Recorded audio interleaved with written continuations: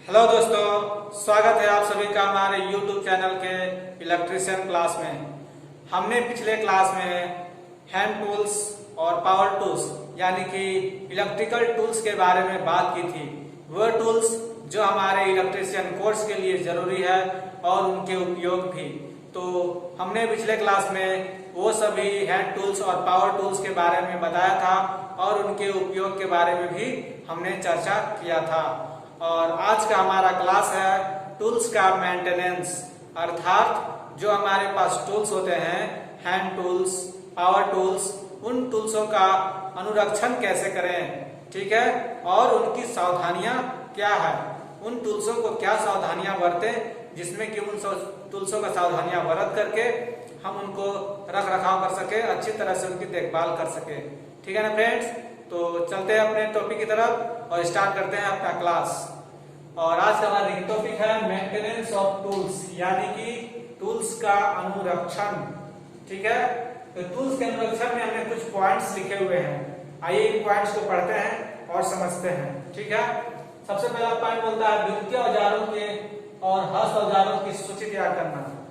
हाँ, सबसे पहले जो हम इलेक्ट्रिकल टूल्स और पावर टूल्स, इलेक्ट्रिकल टूल्स में हैंड टूल्स और पावर टूल्स दोनों आते हैं। तो जो हमारे पास टूल्स होते हैं, चाहे टूल किट टूल्स में रखने वाले टूल्स हो या किसी अन्य जगह पर रखने वाले टूल्स हो, सभी टूल्स का हमें एक सूची तैयार करना होगा, एक लिस्ट तैयार करना होगा कि कौन से टूल्स हैंड टूल्स में आते हैं और कौन से टूल्स पावर टूल्स में आते हैं। ठीक है, तो हमें जब ये कर लेंगे तो हमें टूल्सों को रख रखाव बहुत ही अच्छी तरह से हो जाएगा। ठीक है ना। इसके बाद टूल्स जो होते हैं हमारे, कुछ टूल्स लकड़ी के बने होते हैं, कुछ टूल्स आयरन के बने होते हैं।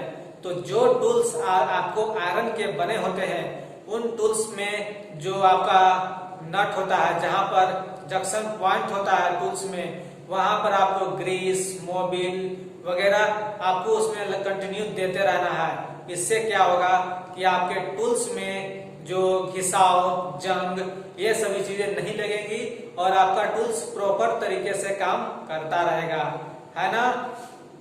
तीसरा पॉइंट है औजारों का इंसुलेशन हमेशा आपको चेक करते रहना है। हमारे पास जितने भी औजार हैं, या आयरन के बने हो, लकड़ी के बने हो, जितने भी औजार हो, उन सभी औजारों में इंसुलेशन तो बहुत मस्ट है। क्योंकि जब भी हम बिजली के तारों में काम करते हैं, लाइन में काम करते हैं, तो हमें करंट लगने का बहुत बड़ा झटका रहता है, साथ ही उसमें दुर्घटना रहता है। ठीक है, तो इन सभी दुर्घटनाओं से बचने के लिए जब हम किसी भी टूल्स का प्रयोग करें, जब वो आयरन के बने हो या लकड़ी के बने हो, किसी भी प्रकार के हो, तो उसमें इंसुलेशन मस्ट होना चाहिए। कार्य करने से पहले आपको यह ध्यान अवश्य देना है कि उस टूल्स का प्रयोग कर रहे हैं हम, तो उसमें इंसुलेशन प्रॉपर है या नहीं, इंसुलेशन ढीला तो नहीं हो गया है, इन सभी चीजों को आपको चेक करना है। ठीक है, नेक्स्ट पॉइंट मेरा है कार्य पूर्ण होने के बाद प्रत्येक औजारों को उनके सही जगह पर रखना बहुत जरूरी है। अब हमारे पास अगर ड्रिल मशीन का काम करना है, उसका काम जब कर लिए, तो उस ड्रिल मशीन को आपको उसके बॉक्स में ही रखना है, जिस बॉक्स में आपको उसका ड्रिल बॉक्स कहा जाता है। ठीक है, अगर आप कोई छोटा सा टूल्स का उपयोग किए, अगर उस टूल्स का प्रयोग आपका पूरा हो गया, तो क्या करना है, आपको उस टूल्स का आपको उसका सही जगह पर रख देना है। इससे क्या होगा कि जब भी हम उस टूल्स का उपयोग करेंगे तो वो हमेशा सही ढंग में रहेगा और जिस टूल्स को हम जहां रखे हैं, यानी कि बॉक्स में रखे हैं, वो हमारा खोएगा नहीं, भूलेगा नहीं, हम तुरंत उस टूल्स का उपयोग कर सकेंगे, है ना। तो ये सभी बातों को ध्यान रखना है, ये सभी बातों को ध्यान में रख करके ही हम टूल्स का अनुरक्षण कर सकते हैं, उनका मरम्मत कर सकते हैं। अगला पॉइंट है किसी भी औजार का प्रयोग अन्य कारणों के लिए नहीं करना चाहिए। यहाँ पर यह बात बोला जा रहा है दोस्तों कि जिस टूल्स का उपयोग जो है, अर्थात अगर आपका स्क्रू ड्राइवर का काम स्क्रू खोलने कसने के लिए है, तो हमें उसी का जगह पर उसका दूसरा प्रयोग नहीं करना चाहिए। अगर हैमर का प्रयोग आपको किसी हार्ड चीज में प्रहार करने के लिए है, तो उसका हैमर का प्रयोग आपको सॉफ्ट चीज में नहीं करना है, ये आपको ध्यान रखना है। यानी कि जिस टूल्स का उपयोग जहां है, हमें वहीं उसका प्रयोग करना होता है। ठीक है ना। आगे नुकीले औजारों को इलेक्ट्रिशियन टूल्स के साथ ना रखें। जैसे नुकीले औजार poker, chisel, hammer chisel, electrician knife, ये सब चीजें जो होती है नुकीले औजार होती हैं। तो इन औजारों को आपको इलेक्ट्रिक से चलने वाली औजारों के साथ बिल्कुल नहीं रखना है।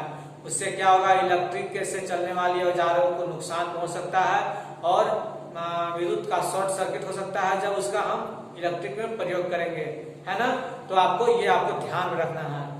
नेक्स्ट पॉइंट है, किसी भी हैंड टूल्स को नहीं फेंकें। जैसे देखिए हम क्या करते हैं कि कोई भी छोटा छोटा टूल्स होता है, इलेक्ट्रिशियन में तो बहुत सारे छोटे टूल्स होते हैं जिनका हम उपयोग करके और उसे हम फेंक देते हैं। यानी कि अगर बॉक्स कहीं दूर रखा हुआ है तो हम उसको दूर से ही फेंक देते हैं। तो ये काम आपको बिल्कुल नहीं करना है। इससे करने से आपके जो टूल्स हैं उस पर नुकसान होगा और वो आगे बेहतर काम नहीं कर पाएंगे, है ना।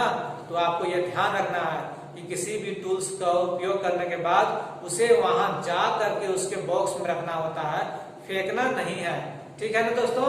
तो ये थे हमारे आपके मेंटेनेंस और टूल्स, यानी कि टूल्स का रख रखाव कैसे करना है। तो अब हम बात करते हैं टूल्स के सावधानियों के बारे में, यानी कि वैसे टूल्स जो कि बहुत इंपॉर्टेंट होते हैं इलेक्ट्रिशियन के लिए और उनका जो सावधानियां भी बहुत जरूरी होता है। तो उन सावधानियों के बारे में हम बात कर लेते हैं। ठीक है ना दोस्तों। सबसे पहले की बात करते हैं सावधानियां में स्क्रू ड्राइवर। स्क्रू ड्राइवर हमारा एक ऐसा टूल्स होता है जो कि हर इलेक्ट्रिशियन को करना बहुत जरूरी होता है। उसके पास एक फेस टेस्टर और एक स्क्रू ड्राइवर तो बहुत मस्त होता है।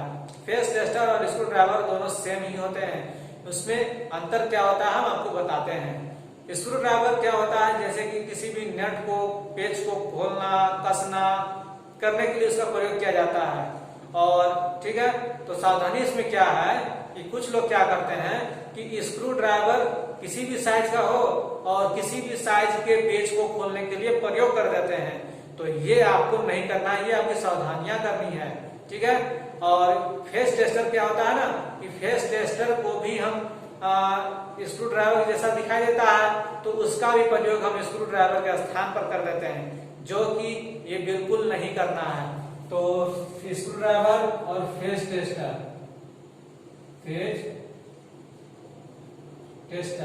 ये दोनों चीजों का प्रयोग हम जान गए और इनका प्रयोग आपको सही चीजों के लिए ही करना है। ठीक। इसके बाद आता है प्लेयर। प्लेयर में आता है कॉम्बिनेशन और नोज। कॉम्बिनेशन प्लायर में बहुत सारे काम हम कर सकते हैं। तारों को काट सकते हैं, उससे किसी नट को जॉब को पकड़ सकते हैं और किसी भी नट को खोलने के लिए उसका प्रयोग कर सकते हैं। इसलिए उसका नाम कॉम्बिनेशन प्लायर रखा जा गया है। ठीक है। और दूसरा होता है नोज प्लायर, यानी कि बहुत कंजेस्टेड जगह, यानी कि बहुत ही कंजेस्टेड जगह में हमको नट को खोलना होता है ना, तो हमें उस प्रकार के प्लायर का प्रयोग करते हैं। इसमें क्या करना है आपको कि इसका प्रयोग बहुत लोग हैमर का स्थान पर कर लेते हैं, जो कि बिल्कुल गलत है। आपका प्लायर का प्रयोग हैमर के स्थान पर नहीं करना है। और ठीक, और इसका प्रयोग आपको स्क्रू ड्राइवर पे भी नहीं करना होता है दोस्तों, है ना। स्क्रू ड्राइवर का प्रयोग आपको करना है उसके सही स्थान पर और प्लायर का भी प्रयोग करना है, स्क्रू ड्राइवर में बिल्कुल नहीं। उसके बाद आता है हैमर। हैमर कई तरह के होते हैं, ball pin hammer, cross pin hammer, flat pin hammer. ठीक है। तो इसमें हमारी सावधानियां क्या है कि हैमर का हैंडल ढीला नहीं होना चाहिए। इसका जो फेस होता है वो चिकना नहीं होना चाहिए, नहीं तो हम जॉब पर प्रहार करेंगे तो वहां से वो छलक के नुकसान हमें पहुंचाएगा। ठीक है ना।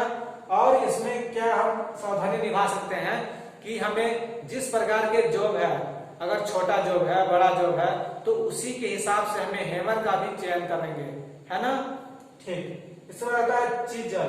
चीजल यानी कि फार्मर चीजल, कोल्ड चीजल, दो प्रकार के चीजल होते हैं हमारे पास। तो दोनों का सावधानी ये है कि इसके सतह हमेशा टेपर यानी कि नुकीले होने चाहिए और इसके जो टेपर यानी कि जो भाग होते हैं उसको समय समय पर फाइल से उसको रगड़ करके साफ सुथरा बनाते रहना चाहिए। ठीक है। और इसके हेड चिकना नहीं होना चाहिए और इसका हेड खराब नहीं होना चाहिए। ठीक है। ये इनकी सावधानियां हो गई। इसके बाद हम बात करेंगे ड्रिल मशीन की। ड्रिल मशीन दो प्रकार के होते हैं, एक हैंड ड्रिल मशीन, एक इलेक्ट्रिक ड्रिल मशीन, यानी कि हैंड और इलेक्ट्रिक। हैंड ड्रिल मशीन में जो ड्रिल बिट होती है उनको जब उसमें कसते हैं और जब किसी जॉब पर हम उसमें काम करते हैं तो अपने हाथ को हैंड ड्रिल मशीन को सीधा रखना चाहिए जॉब के ऊपर, तभी वो काम अच्छा होगा। ठीक है ना। और इलेक्ट्रिक ड्रिल मशीन में क्या सावधानियां बरतनी होती है कि उसके जो प्लग टॉप होते हैं वो उसके नट अच्छी तरह से कसे होने चाहिए, इलेक्ट्रिक बोर्ड में उसको अच्छी तरह से फिटिंग होना चाहिए दोस्तों। और इलेक्ट्रिक ड्रिल मशीन का उपयोग करते समय हमें ये ध्यान रखना है कि उसकी सप्लाई प्रॉपर मिले और अच्छा वोल्टेज मिले, तभी इलेक्ट्रिक ड्रिल मशीन अच्छी तरह से काम कर पाएगी, उसके मशीन खराब नहीं होंगे। ठीक है। और एक सबसे main point, electric drill machine की जो ड्रिल बीट होती है उसे चक्की की सहायता से ही ड्रिल मशीन में कसनी चाहिए ताकि वो ढीला ना हो और हम अच्छी तरह से उसमें काम कर सके, है ना। इसके बाद आता है हक्सा। हक्सा में दो चीज आते हैं, एक आते हैं हक्सा फ्रेम और एक हक्सा ब्लेड। हक्सा ब्लेड जो होता है दोस्तों वो होता है आपका स्टील का, तो हक्सा ब्लेड का आपको हमेशा स्टील का प्रयोग करना है और उसके जो दांत होते हैं उसे समय समय पर साफ करते रहना है। और हक्सा फ्रेम आपको आयरन का होता है। हेक्सा फ्रेम में हेक्सा ब्लेड को इस प्रकार कसना चाहिए कि उसमें जो ब्लेड होते हैं ना, इस प्रकार देखेंगे हम, इसमें जो ब्लेड होते हैं इसके ब्लेड को हमेशा आगे की ओर होना चाहिए। ये हमारा हेक्सा ब्लेड का डिजाइन है, तो इसमें जो ब्लेड होंगे वो इस प्रकार से होंगे।